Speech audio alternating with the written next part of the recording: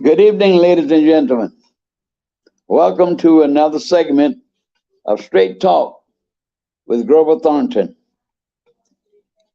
The mission of this show is to inform, educate, and to inspire you to understand how government works, national, state, and local, and how government impact your lives. Tonight, I have an excellent show I'd like to bring to you tonight. First, I'd like to talk about the achievements. I told you that I would talk about the achievements of black people and also about the achievements of anyone who had to struggle and endure hardships or endure adversity to achieve and be successful. First, I want to talk about the awards. And I want to talk about four outstanding persons, three Americans and one African gentleman. They received an award from the organization known as the Nobel Peace Prize. There were three individuals, African Americans, who received the Nobel Peace Prize.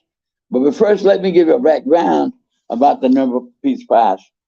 The Nobel Peace Prize was instituted and started and left in a will by Mr. Alfred Nobel. He was a Swedish scientist and an inventor.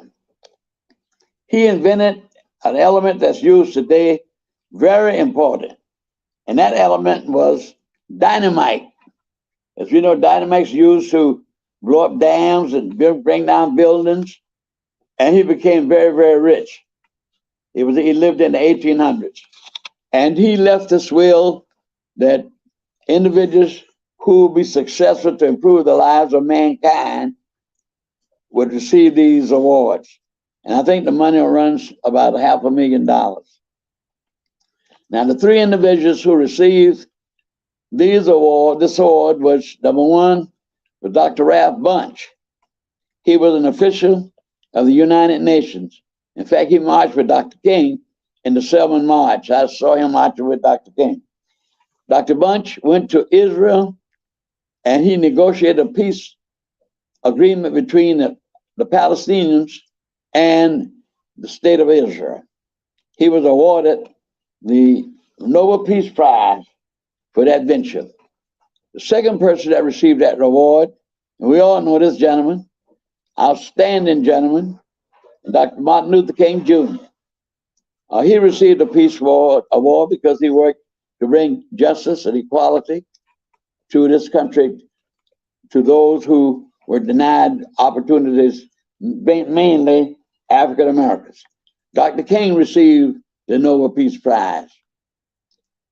The next person, African American, was President Barack Obama.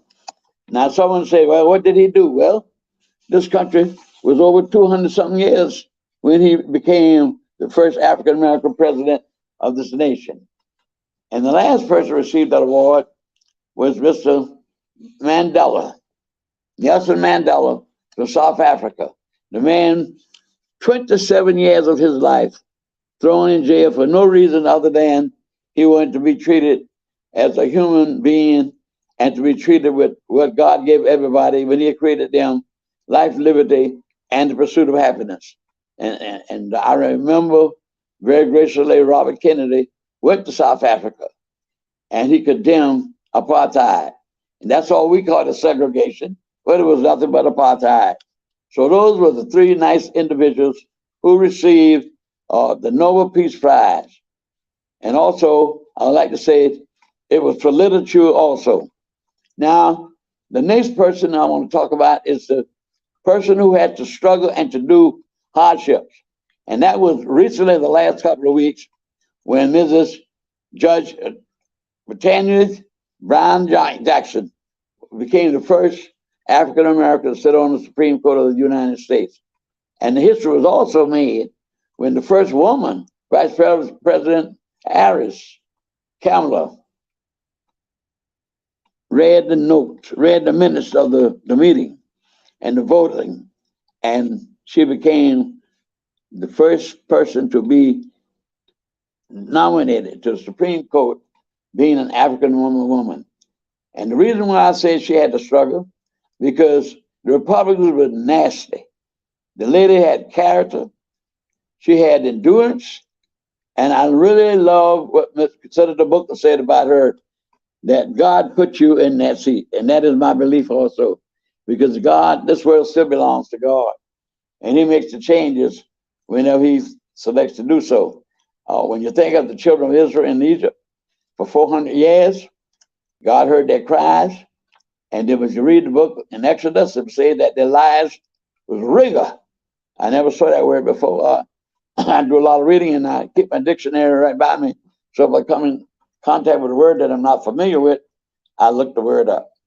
And the word rigor means severe. Absolutely severe. But in His own time, though, he commissioned a man to lead them right out of Egypt. And the man's name was Moses. So God still runs this world. And from the inception that she was born, God had that for her, to be the first woman on the Supreme Court. And Senator Cruz, Graham, Holly, they ought to be ashamed of themselves. They ought to be ashamed of themselves. Now, let me tell you what really hurt me more than anything. It was appalling to me. It was disgraceful. And that was that Senator Tim Scott did not vote for him. What is wrong with that man? What is wrong with the people of South Carolina? We put a man like that in the Senate. He's ridiculous. He ought to be thrown out of that office. And I understand as a black person running against him this year, and God knows, I hope he wins. This man is ridiculous. This man, a black man, and let me tell you what really hurt me. When I saw Mitt Romney, a man who ran against President Obama, he stood alone, and all other Republicans left the hall. But Romney stood up there and clapped. In fact, I'm going to write him a letter. I'm going to write him a letter. Let me say this to you, too. He not only voted against this lady, this judge, this lady who was intimately qualified. In fact, she was more qualified than anybody else that would sit on that Supreme Court. And this man had the audacity to vote against history. The people in South Carolina should throw him not under the bus, kick him up under the bus. He's disgraceful. And the next thing I like to say, he also voted against President Obama's program that gave $1,400 to African Americans and the rest of the nation. Where's his thinking? Where's the thinking of people of South Carolina? We put somebody in there like that. He's a disgrace. And I thank God that this lady had all the character and the poise and the dignity. And all of us ought to be proud of her. Extremely proud of her. So I had to mention that was the person that struggled, and yet she became successful. And I'm saying this to say that she's also an example for other young women who would like to march forward. This country is 235 years old, 2 centuries, over 2 centuries. And this was the first African American. Now, Supreme Court, people would hear say, well, Supreme Court was not instituted until 2 years after the country was started in 1787. Supreme Court was set up in 1789. That's why she was repeating the fact that the country is 235 years, but the Supreme Court is only 233 years. That is because the court was set up under President George Washington 2 years after the country was in operation. The next thing I want to talk about is, and I hope that she will be and I pray to God, she'll be very successful on that code. But America knows that was disgraceful, the way they treated that lady. Absolutely disgraceful. The Republican Party is nothing but a cult, bowing down to one man. And let me let the people know this. The average president does not know. The president is overhead, they call him the standard bearer of his party, whether he wins or loses. Now, Trump is still the standard bearer of the Republican Party until they get another Republican president. And I hope that never happens. I hope it's disgraceful what they're doing for voting, what they're doing against people of color, and particularly African Americans. They have gutted the Voting Rights Bill of 1965 Voting Rights Law, and also Section 2 of the Voting Rights Law, which was dealing about voting and districting. They're doing everything they can to have oppressive regime over African Americans. The next thing I want to move into will be very quick a book review, and I try to inform, and I say it again and I say it again, that grandparents, please have your children to learn, speak to them about history and about Black Americans. I wanted to speak about, I told you about this book. I hope you can see it. Uncle Tom's Cabin, I was telling you certain things happened in it, and after that I would file it away in my library until next year I'll talk to another group of people. But there's one thing in this book, two things struck me. And lastly is when a young lady, little girl about 10 years old, this evil man, Simon Legree, sold her mother. And the child cried herself to sleep. All night long she cried. Think of that. Somebody takes your mother away, you will never see her again. Slavery was terrible. So I just wanted to mention that before I retire this book. And this Uncle Tom Cabin was written by Miss Harriet Beecham Storer. She was the wife of a minister, as I first stated. She went to the plantations and she talked directly with slaves, and she was told about all the horror that they had to endure. So the next one I want to lastly talk about on book review tonight is this book about President Obama. This man was an Indian guy who wrote this book, and his last name is Desua. And one day I was watching television on the news, and he showed up to be interviewed, not about this book, but about something else. And I said, oh, that's the guy they got on the book in my bookcase here about Obama. And he talked, oh, he hated Obama in this book. He criticized Obama that his daddy was anti-colonialism. I'm anti-colonial. People want self-determination. He criticized President Obama because President Obama, he said President Obama was down on America and was looking up to other countries, people that America has stolen wealth from, and that is true. Raw materials. In a lot of ways, our country has been imperialistic, no question about it. And he talked about Obama. Obama was trying to give them all the benefits from America. And lastly, I like to say, I give him credit for one thing. He said in this book, Obama was born in Honolulu. 2 newspapers carried the story, and said lastly, he said Obama and his wife were poor people that just got married. They had no money to go back to Kenya. You know, it costs a lot of money to fly on an airplane. But the fact of the matter is, he did honor Obama with this. But then I criticize him too for criticizing Mrs. Obama. He said that Mrs. Obama spent her money, bought a $1,000 pair of tennises, whatever, over $1,200 anyway. It was her money. She did what she wanted to do with her money. So he was just jealous.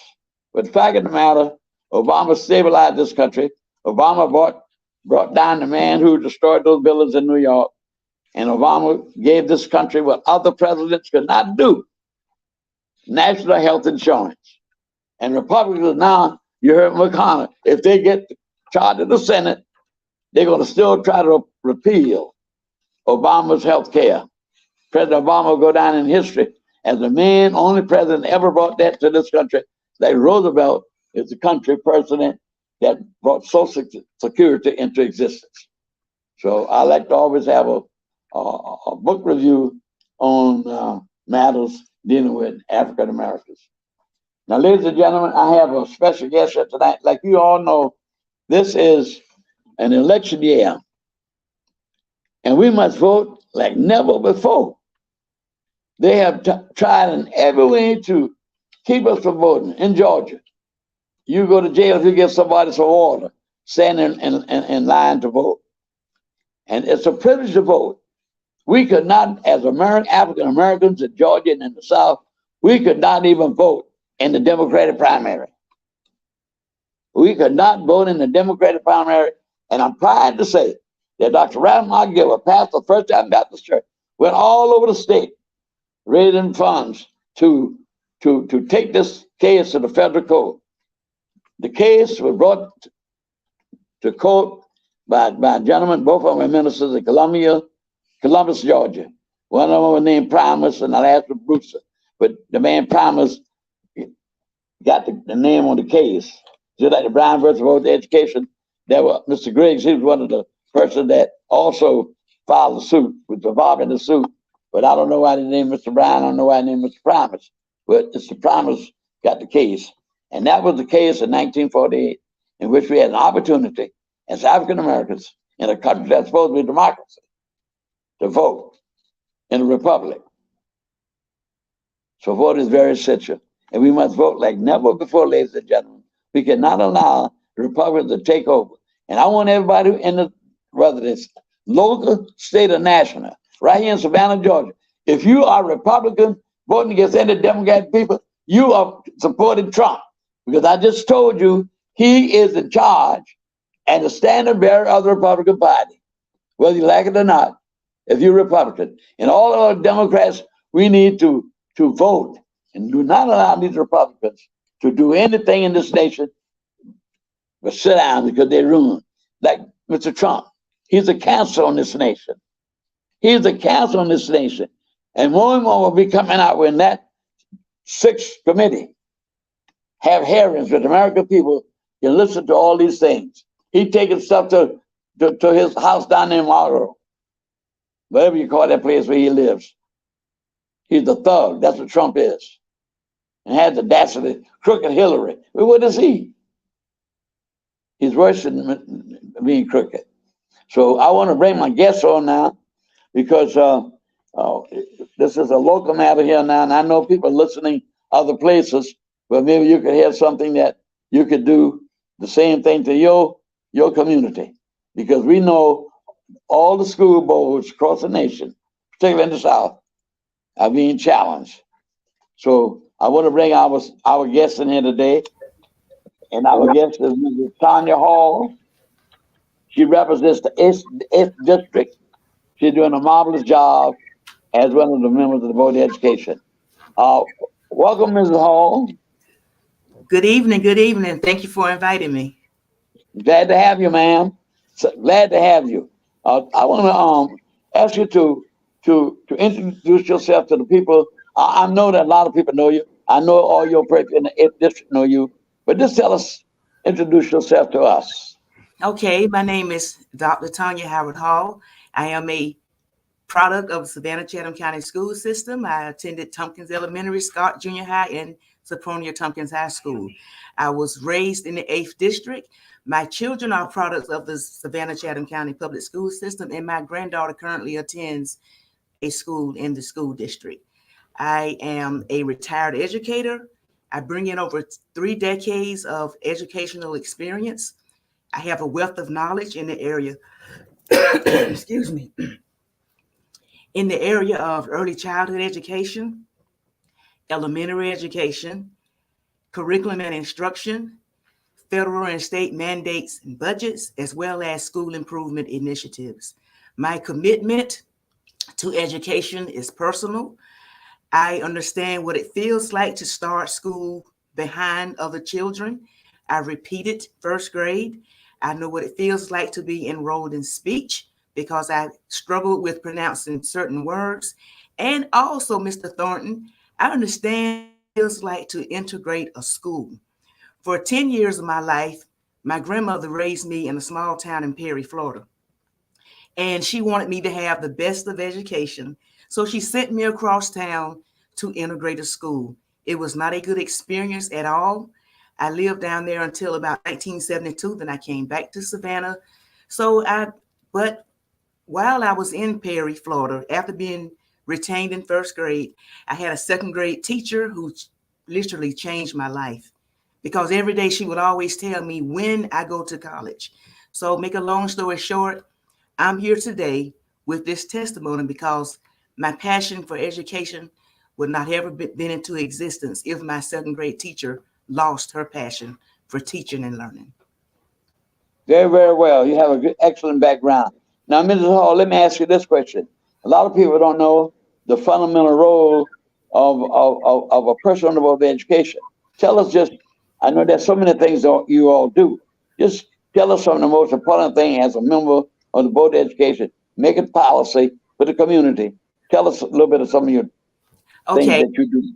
The basic responsibilities and duties for a school board representative, the first thing we do, we enact policies. Another thing, policies and regulations. We adopt the budget. We engage the public. We have to make sure that we're out and about. And one thing about me, I am not a school board member who just shows up at a board meeting and vote. I'm very active in the community. I have a listening ear and a voice for the people. Another thing that the school board does is hire a capable superintendent. And notice I said capable because our superintendent is capable of what she's doing. We hire a capable superintendent, and we also have the authority to fire a superintendent who is not effective.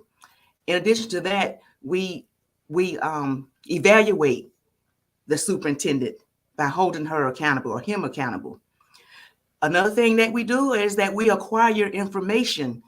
We have to do a little research. You just can't expect to hold anyone accountable if you don't know how to hold them accountable. So it's very essential for us as a school board member to understand our duties and responsibilities.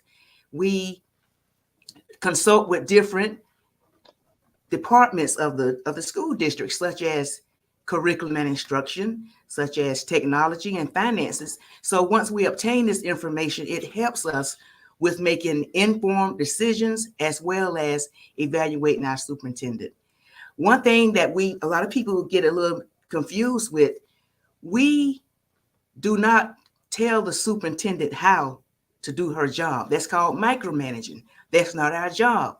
Our job is just to tell her to do her or his job and hold them accountable. So the example that I like to use, if I ask my son to clean up his bedroom, I don't tell him what spray to use to spray the room. I don't tell him how to put his shoes up in a certain order. I just say, clean your room. So in other words, it's not our job to micromanage the superintendent. And we cannot get involved in the operations of the school district, for example. And it was a struggle for me since I am a retired educator.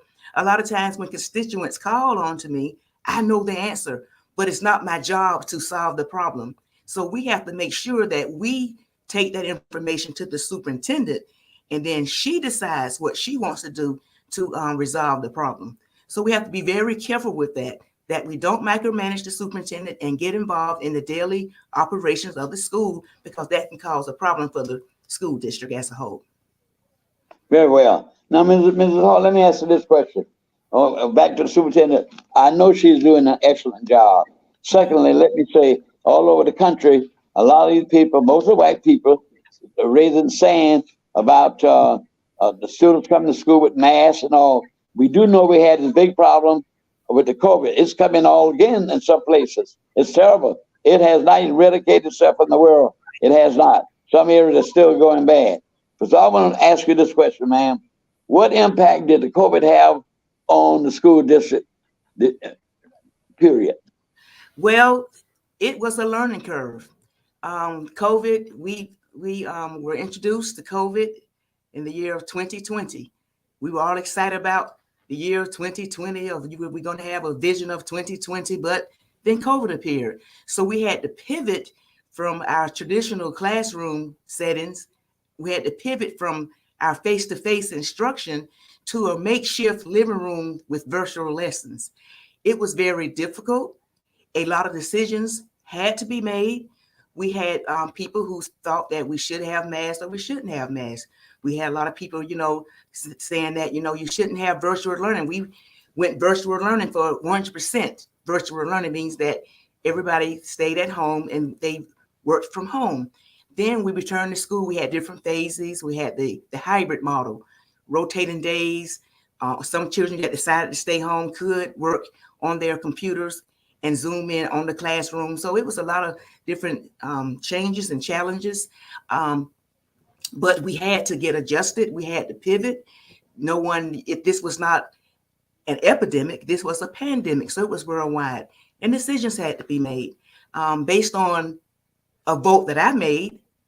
I voted no, that children should not come to school during a time when there were no defense for COVID. During the time when I made the no vote, there were no defense for COVID, meaning that there were no vaccine. And I was more concerned about life. I was more concerned about birthday celebrations, not funerals. So I took a stand. So therefore, since I took that stand, I'm being challenged, and that's okay.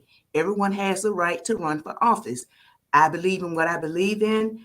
I've received notification from some people saying that, it's going to be an election and we're going to remember. But the way I vote has no bearings on an election. What's most important to me is the safety and health and well-being of our students, of our teachers, and our community. I am just thankful now that we do have a vaccine. Many of our faculty members and staff are vaccinated. It's private, so we just can't go around asking who's vaccinated and who is not vaccinated. But the district did offer incentives for those that chose to be vaccinated. They got a $500 stipend for getting the vaccinations because we just want to ensure safety.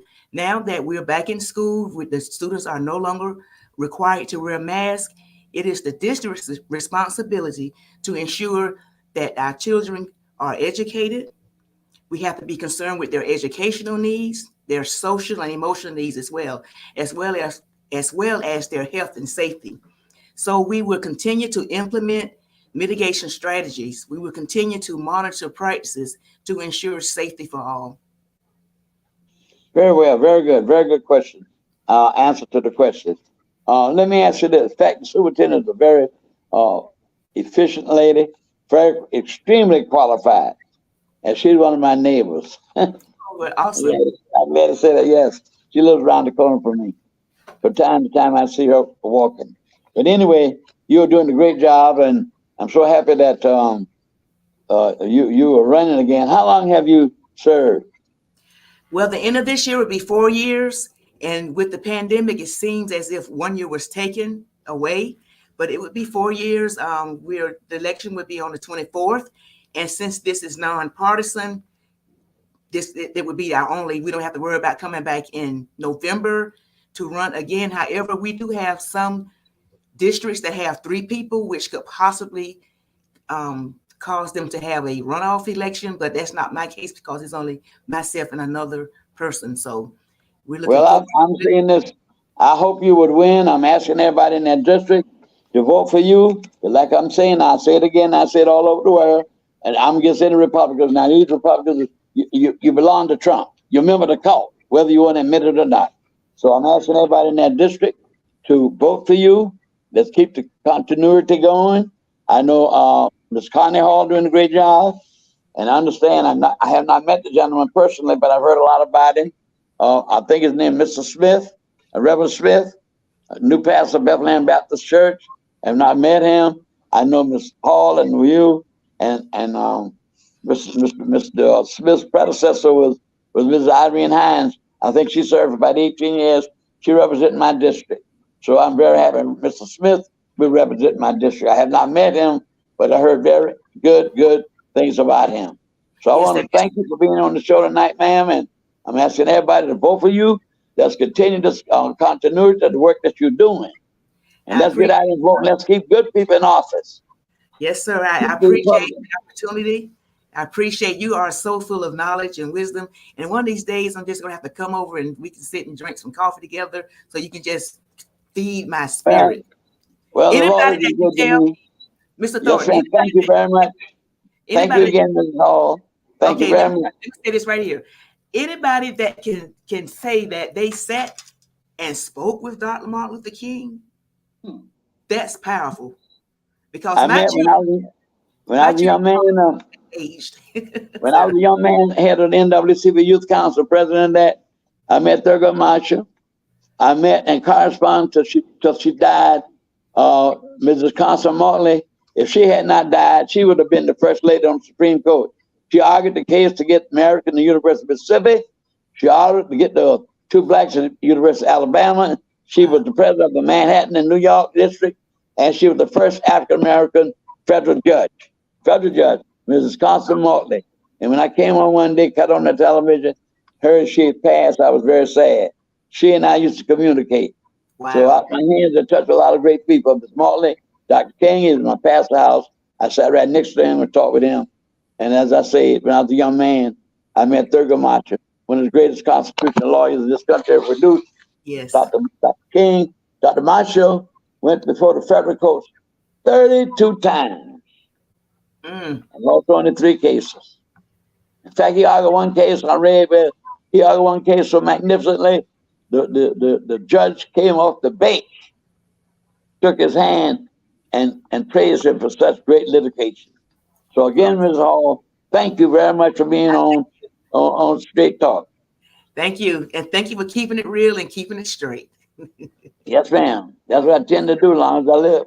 Yes, sir. So I want to talk, I promised you last month that I would talk about Easter. This is the greatest month that God has given to the people, because this is the month in which his son paid the ultimate price for our salvation. Like the scripture says, neither with the blood of goats or calves, but by his own blood, you find it in the book of Ephesians, he entered once into the holy place, thereby receiving eternal redemption for us. Now, who wouldn't love him? Now, this is the month Easter that I told you I was going to talk about Easter boycott last month. It was the first time that I ever saw the African American community in unity.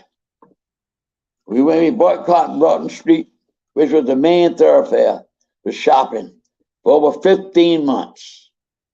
15 months. In fact, Dr. King said that Savannah, Georgia was the most integrated city in the South. We marched, we boycotted, and you know Easter, black folk like to dress up. Oh, and all the girls during those days, young men, they had the Shirley Temple carriers. They went to the barber shops, got their haircuts. They packed the churches, saying Easter speeches. They really celebrated Easter. And I was so proud of our race during the 60s, during the boycott for 15 months. We had services at different churches every Sunday at 4 o'clock. And if you did not get there on time, every seat in the church was filled. And I remember First African Baptist in that church holds 1,600 people. And at 4 o'clock, there was not one seat in that church. I was so proud. And Mr. W. Law was the leader. Mr. Jose Williams, who worked with Dr. King, you saw him many times. He was one of the ones that would go to the city and set up everything, get ready for Dr. King to come in for the demonstration. And as I read a lot about Mr. The man from India, that Dr. King took that pattern after Gandhi. And one thing he said the other day, I read the other day, he said that we must be the change in which we want to see. That's what Dr. King took the pattern, what he did, without violence. Christ took the world with no violence.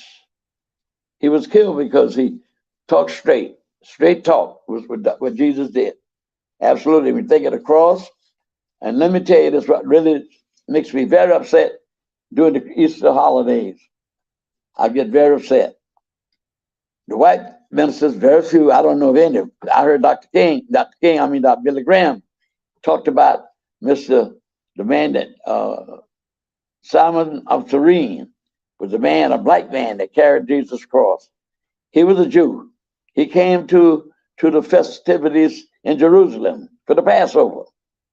And the Passover came when the Israelites left Egypt, and they were told to put blood over their doors, and the death angel will pass over them. That's when your Passover started. And I want to let you know, when they have these movies, rather than the condemn a movie, I'd rather just talk about the movie. I don't know which one it was. I don't know whether the greatest story ever told or whatever, other one or not. But one of them, they showed Sidney Poitier carrying the cross, a black man. And now and then they showed this other movie, Jesus going all the way with the cross, no black man. If you're going to tell the truth, be straight. Tell the truth. Black man carried Jesus' cross. Simon of Cyrene was his name. And Billy Graham said it one night on one of his classic programs. You black people ought to be extremely proud because the black man carried Jesus' cross. But the white ministers don't say that. They leave that out. How you going to tell the truth? Now, so a man asked me one day, she said, do you know what they call the street when Jesus was carrying the cross in Jerusalem? I don't know whether the word is Greek. I don't think it's Hebrew. And I said, no, I don't know, but I'm going to read and find it out. And I searched it out with a book. I found that the road that Jesus carried his cross is named Via Dolorosa. That's interpreted means the way of sorrow. Going to the cross for your sin, my sins. And that's where we are today. And people have so much hate instead of love. And Easter, the time that he gave his life, that's what we celebrate. So I thought I'd just mention about the boycott that we had, that we changed Savannah, Georgia. Our city was integrated. They took down those signs. I remember when I was going to college one day, and I despise racism. But I have to say that it's a part of America's culture. Like the man said that I read, it's divisive, it's persistent, and it's permanent. Why? I don't know. The color of a man's skin has nothing to do with a man's ability, has nothing to do with a woman's ability. God made all the different flowers. He didn't make one flower. When the world was destroyed, all God had known to bring that out was a male and a female that will reproduce the world. So I thought I'd mention that about our boycott, about Easter. And it's the greatest moment in the Christian gospel. Jesus dying for the sins of the world. Now, last in these few minutes, I want to speak about this terrible war that's going on. It's awful. That man has killed 142 children. And I think yesterday, they bombed the train station. They bombed the hospital with children and women were about to have babies. He's a monster. And some people got mad because what Mr. President Biden said about him. He didn't use the word regime change, but they need to put somebody in there decent who care about life. This man Putin was over the KGB, which was like the FBI in our country, but he was a murderer. You saw on television all the things he did and doing right today. But I got to say the people are really fighting back to maintain their country. It's awful. Now, I want to say something. I don't know what you're thinking it's about, and that is in the next few moments I have left here, is about Clarence Thomas. I don't have no respect for him personally. I don't talk about him. I talked about Thurgood Marshall. And when he was chosen by President Bush to be on the court, he said, these are where the Bush said that this is one of the most qualified persons I could find. He didn't look very hard. He did not look very hard to find a qualified black person. This man has no feeling for his race. Now, he's a man that went to Yale University on affirmative action. But when the University of Michigan was sued, he voted against allowing black people to come into the school on this program. And he's a man that went to school on affirmative action. What kind of man is he? Then now, look what he did to that lady, Miss Hill. He promised to marry that woman, had that woman run from place to place with him. I don't care about him marrying no white woman. A woman's a woman. You marry who you love. As far as what God set up, a man and a wife. But here's what I'm saying. This man, he's ridiculous. Thurgood Marshall said when he was chosen for that position, Thurgood Marshall said this: a black snake will bite you just as mad, just as well as a white snake. And he's past a black snake. He's terrible. He's awful. Now look at his wife. Look at his wife. Now he should excuse himself. He was the only one that voted when they demanded that Trump turn those papers to this committee. 8 justices said he should do it. He was the only one who voted against it. He's a disgrace to the black race. Black children don't talk about him. They talk about Thurgood Marshall. Nobody will talk about him. He's disgraceful. He's absolutely disgraceful. And right there, he's born right down the road there in Pinpoint, Georgia. He's disgraceful as a justice, as far as I'm concerned. He has never voted for anything that benefits people of his race. Now, when you talk about the voting,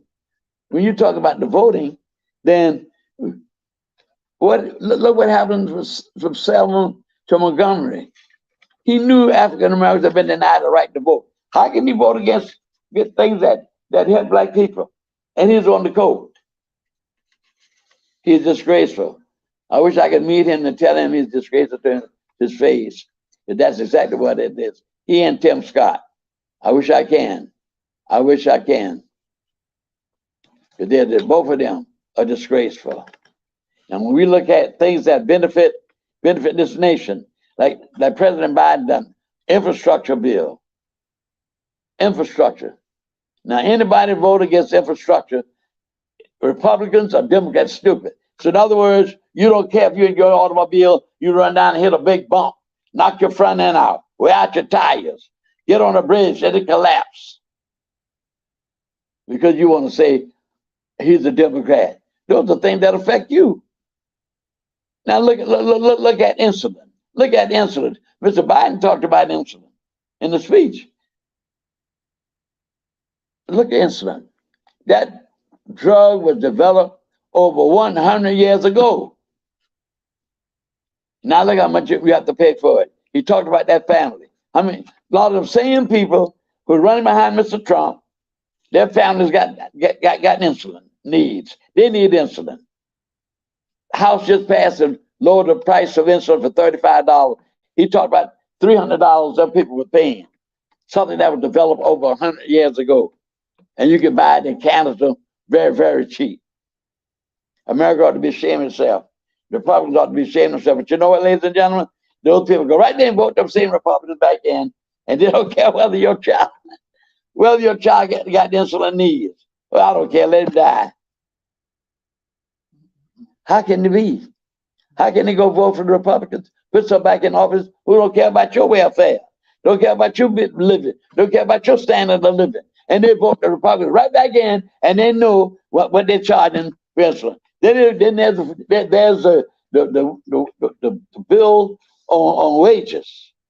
Now the next show I'm gonna tell you how much they make, and I'm showing the comparison between what the congressman make an hour, what you make an hour, and they don't want you to have it. So that's why I like to do straight talk. Just tell you just like it what it is. And I will tell you in the comparison next Monday on the show, like I told you about, I'll tell you about Easter, the boycott.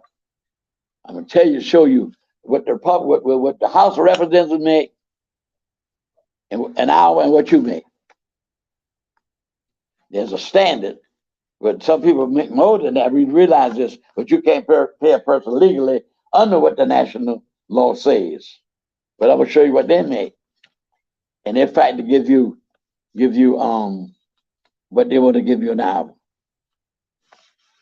So I want to talk to you about one more thing I'd like to mention. I don't have the information tonight, but my co-host, Ms. Gunn, will have it at the next meeting to talk about this project, 1619.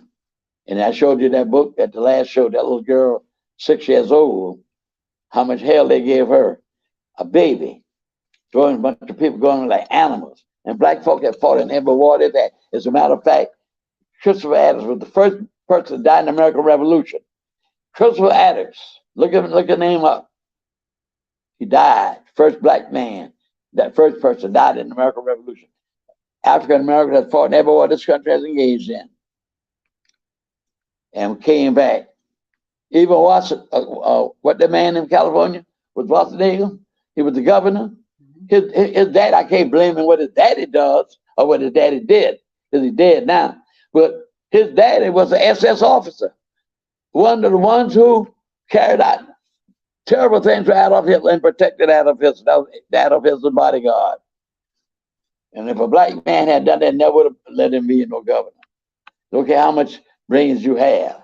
But I thank God to show you today that this lady, Miss Justice Jackson, now qualified because God made her a different color.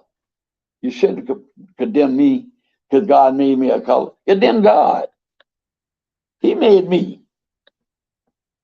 And 99%, everybody got the same. Black folk get cancer, white folk get cancer. Black folk get heart attacks, white folk get heart attacks. Everybody's the same, other than the color of one's skin. That should not be a measure of an individual. It should be, as Dr. King said, the content of a person's character. And like I said that earlier, all those senators who ridiculed that lady and try to misjudge her character assassination, I don't say they sleep at night. So I'm about to come to the end of my show for the night. I hope you enjoyed the show. I try to bring information that will be relative to you can live and learn. And I try to bring the information straight. So I like to say, concluding on the show tonight, is that we must continue to march until justice, dignity, and opportunity becomes a reality. Because in the final analysis, all the unborn black children will be the beneficiary of all of our struggle and all of our efforts. If you want to call anything on this show, you can call and make a comment. I accept criticism. I'm not a perfect person, and I can still learn. So I'll give you the number that you can call and make any comments you wish to make about the show. If you have a question about anything that I said, or a question that you want me to research, I'll do my best to find the answer. And the number is 912-413-0999. I'll repeat it again, 413-0999. And it has been a pleasure to speak to you tonight. And I'd like to ask you to support all of our sponsors that you will see on the tape as the show was in progress. Thank you very nicely. Have a nice evening, and God bless you.